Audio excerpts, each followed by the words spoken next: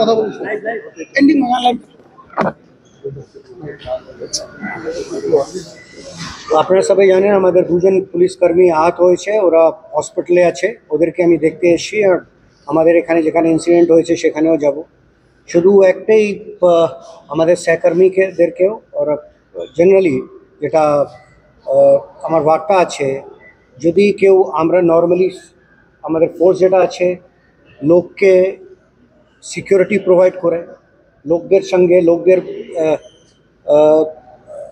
লোকদেরকে যেন ভালো করে ওরা থাকতে পারে, এই কাজে ব্যস্ত থাকে।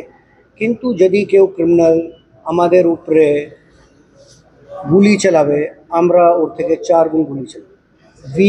we are trained to fight this kind.